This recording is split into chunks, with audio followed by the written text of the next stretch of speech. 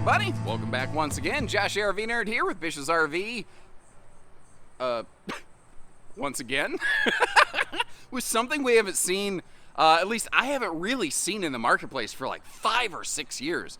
The reintroduction of conventionally constructed fifth wheels. The idea behind this is the same layout that you've seen from all these big name, high budget laminated builders, but they're bringing it down into a vastly more accessible price point while still giving you a taste of the good life, especially with that smexy black label package that we're looking at here. That's where that super high gloss fiberglass and those black frameless windows and a whole bunch of other widgets and whiz bangs come in. Has that tankless on-demand water heater, so nobody has to worry about the chilly willy showers. They've actually, they're moving to standardize their adventure package, which is what gives us those sweet looking tires, basically. Although, I don't know that it's not like the tires are gonna help the trailer not like spin out in the mud or whatever, you know.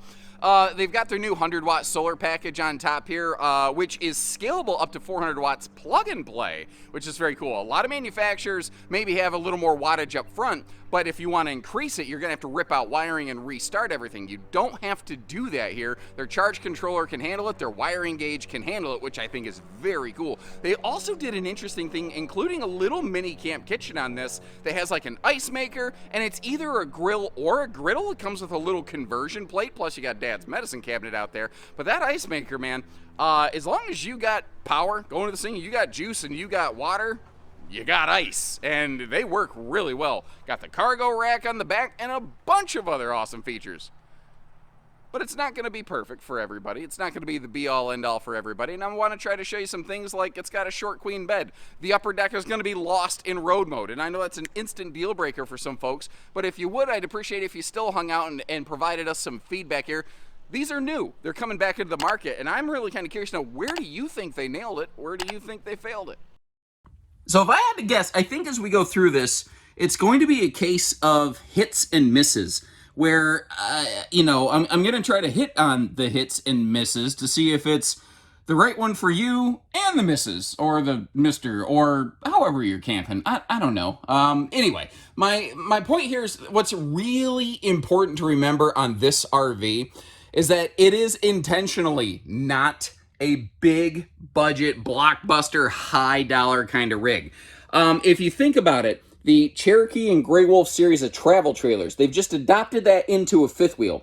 They're always very price sensitive, but they're also really feature packed, like intensely feature packed.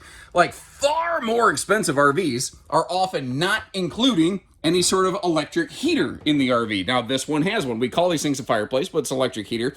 Now, its location certainly looks very weird, kind of above the countertop line, but there's a camp kitchen mounted in that cabinet down below that. So what that's kind of creating is a nice open area, and what I thought is there's some people who ask like, hey, where can I put a cat litter box, or where can I put my dog's bed or something like that? This could work. Now, you may notice there's also a floor heating vent right there. I do think that's one of the misses on this RV. The Grey Wolf travel trailers don't have heat vents in the floor, but the Cherokees do. And with this being a full-fledged stick and tin Cherokee, just adopted to a fifth wheel, they stuck with that same building equipment. But the thing is, the floor vented heating will heat the RV more effectively, but this isn't trying to be a cold camp RV, so I don't know that it needs that.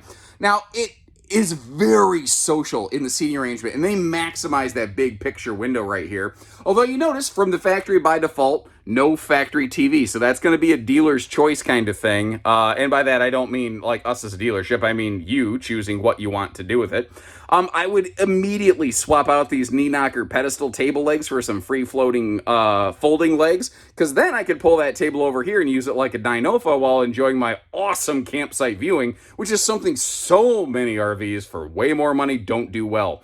Now, if you're looking beside each of those little, curtain kind of side jobs there, the lambrequins, those are lambrequins, and the valances are on top, right? Anyway, sorry. There's household outlets over there, which is cool, but I guess my question for you, what would be more useful in today's world? Household outlets or USB plugs, or like one of each? Because I'm kind of thinking about it, and in my household, I think we would probably have more use for USB plugs, but I don't know that I dislike a set of household outlets there. One of the more interesting things on this is that with this being a stick-built RV, they can place outlets exactly where they belong. Notice how, whether it's like dead in the wall, not mounted under an overhead cabinet. Laminated RVs typically cannot do that, especially not easily, because, when it's a solid laminated block foam wall, there's just, nowhere to run wiring unless you go carving through the walls. And here they don't have to worry about that. They can run copper and wiring wherever they want.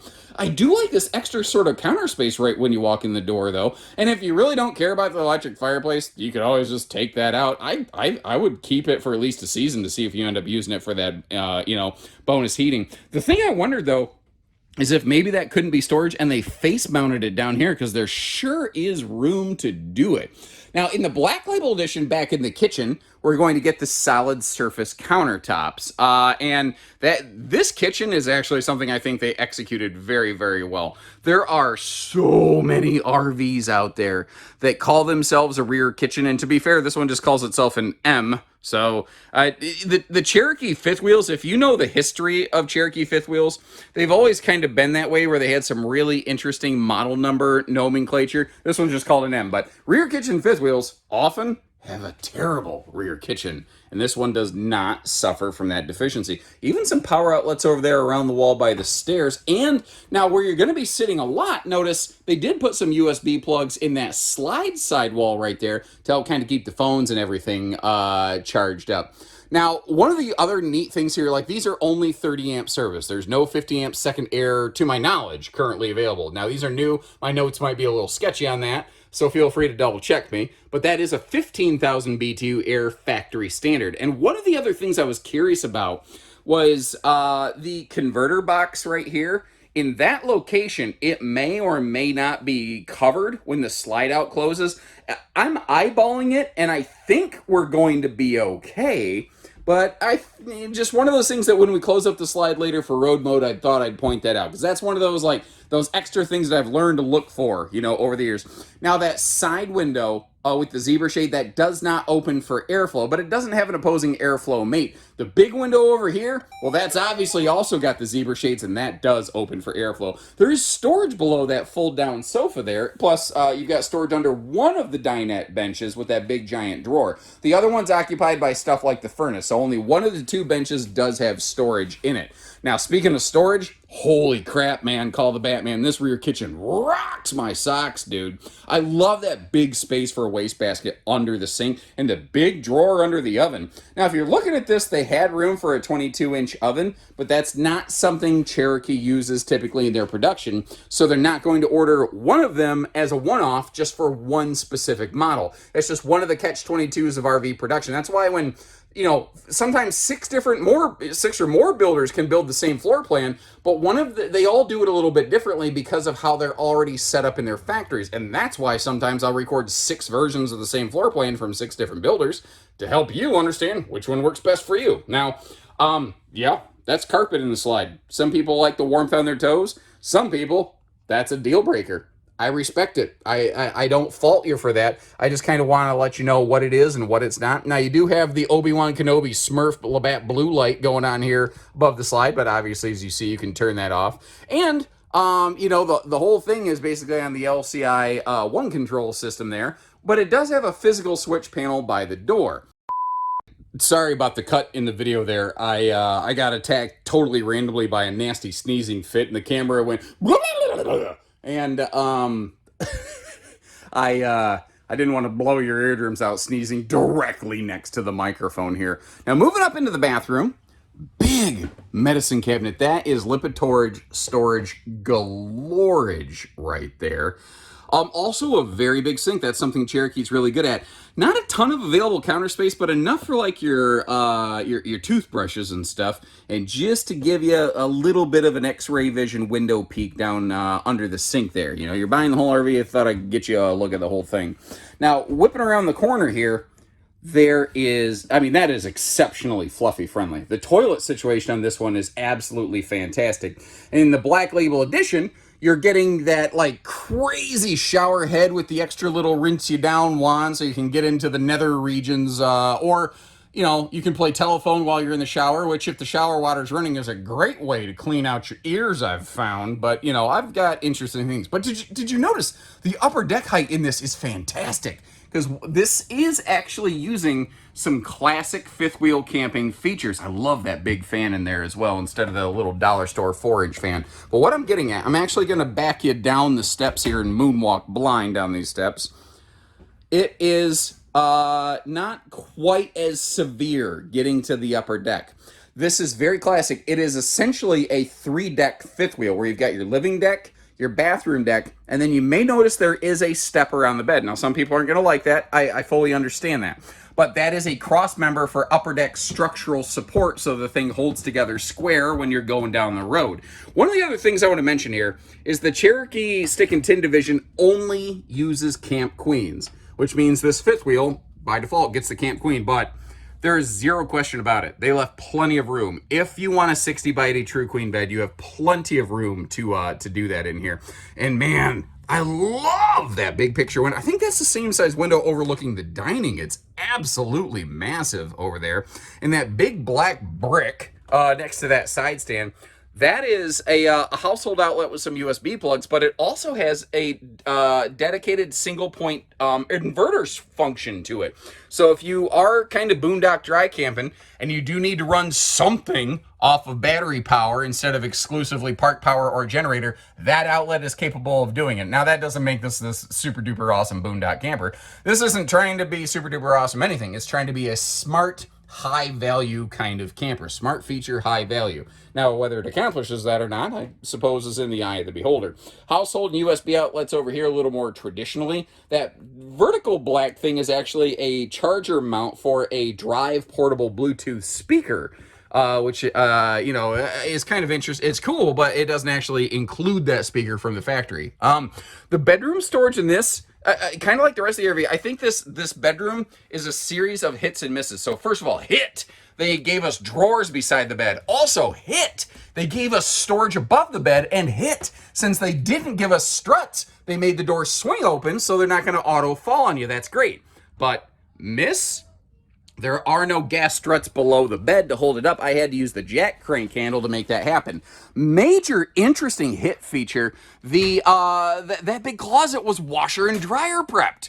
But you haven't really seen hanging closet space until now. That's what this thing is right here. That is our hanging closet space. But what's interesting is there actually is a shelf kind of blocking it.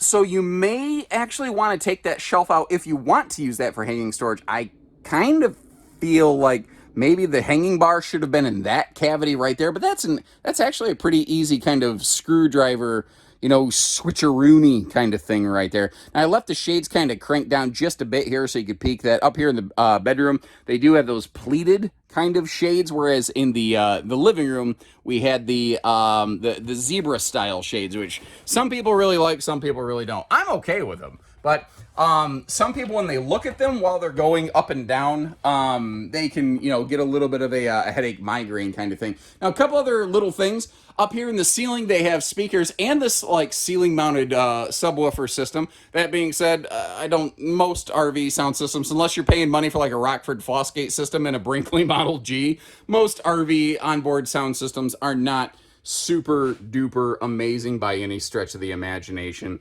One thing, though, that might be a deal breaker is what we're about to see.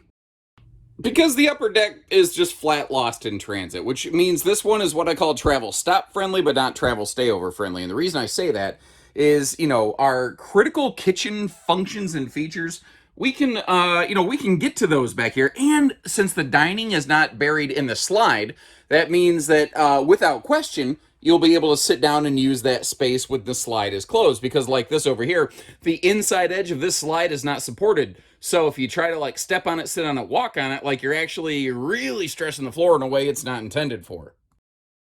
That's one of the ways that towable RVs vary from motorized RVs. You know, you turn the key on a motorhome and you can occupy and navigate the cabin while you're in motion. Towable RVs, not intended for that.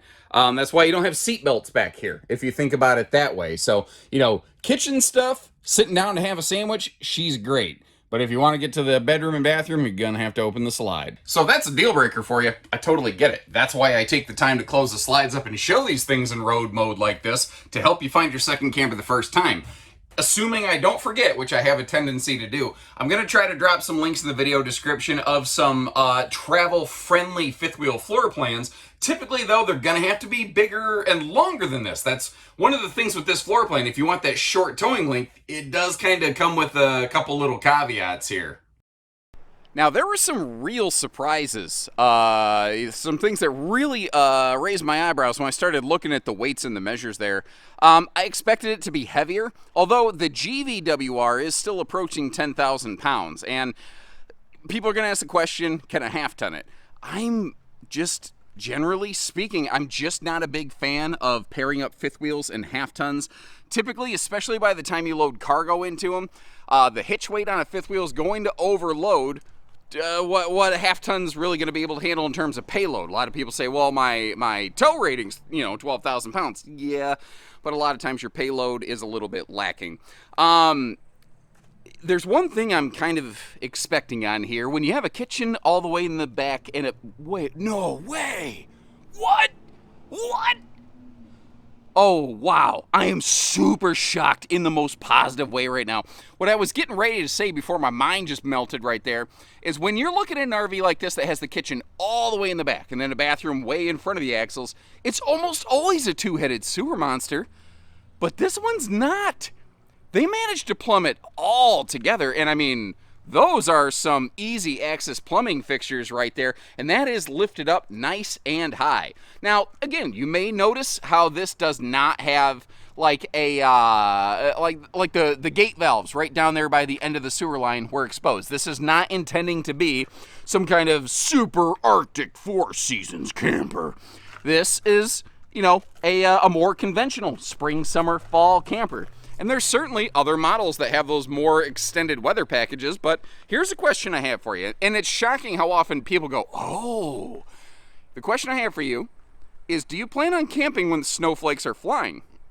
And if the answer is no, then you don't need a Four Seasons camper. That seems to be something that for whatever reason, people have wrapped up in their heads. Not to mention, frankly, no, RV is truly Four Seasons, any weather, all weather, so that's just one of those hills that I will die on. But anyway, I've just seen too much over the years. I know differently. Now, this was interesting.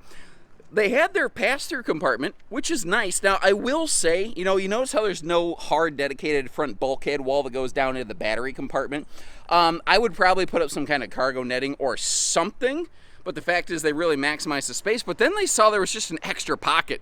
They said, don't let it go to waste. No space go to waste. That's actually one of my earliest RV nerdisms. And in case you're wondering, that is the griddle conversion plate for the grill. I wanted to put that up here to help give you a reference for the size to let you know how much space is in there. Now, because of the big baggage door and that big front gooseneck window, they did have to kind of cheese the awning back a little bit, but I think it's still enough. Like, there's still just enough room if you want a couple patio chairs, picnic table, something like that. You have still just enough room here, and it is a smaller rig. I will say, too, they are also one of the very best about keeping the speakers down low. If you're going to include speakers, put them where they're not going to blow away the neighbors.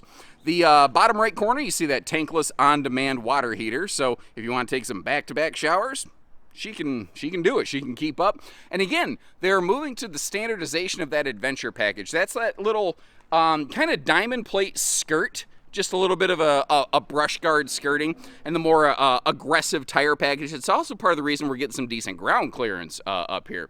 Now, again, it's a grill or a griddle, depending on what you want to do with that little conversion plate here. I will say, I try to share, again, the good with the bad. If this thing is open, thankfully it is an anti-slam door, but if you really wing that door open, that glass face door could hit that corner right there. So when this is open, you may want to actually slide a piece of pool noodle or actually copper pipe tubing works really well as well, because it's already got the slit in it. So there's a little pro tip for you from your Uncle Josh, and I hope you appreciate the proactive care and concern. The last thing I want, I don't want you to have to bring this thing back with a broken door. That's not fun for you. That's not fun for us. You know, hopefully we can just avoid that. Got the little, that's actually a hot and cold outside utility shower, but you could also use it, like if you have a little wash hand basin over there, like when growing up camping, we always had basically one of those solar water bags to give us warm water to wash our hands hanging off a tree outside the campsite, sitting in the sun. Anybody know what I'm talking about referring to those things? But we had, as my grandmother called it from Kentucky, the wash pan. W-O-R-S-C-H. Go wash your hands and red up the table. Anybody who knows red up the table, leave me a comment. And that's one of those things that just as a little kid, I was like, do what, Grandma? And then she told me what it meant. Get the table ready. We are prepped and ready for a telescopic removable ladder. Not included, but that is something that, can be done on these. 200-pound rated cargo rack on the back here is very cool because the front space is not generator capable. So if you do have like a lightweight portable generator, you could put one of those on the back here.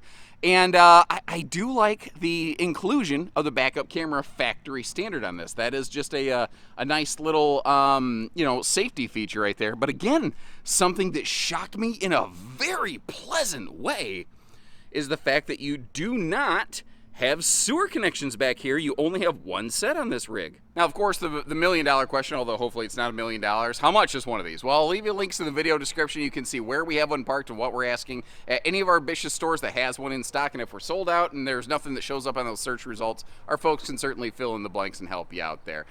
We do, people sometimes ask, do you take trades? Yeah, of course we take trades. We can deliver RVs, whatever you need, give us a call. The only thing we don't really do is hidden fees. So when you're ready, we're ready. Love to know what you think about this thing. And take care. Stay safe. Have fun. And happy camping, everyone.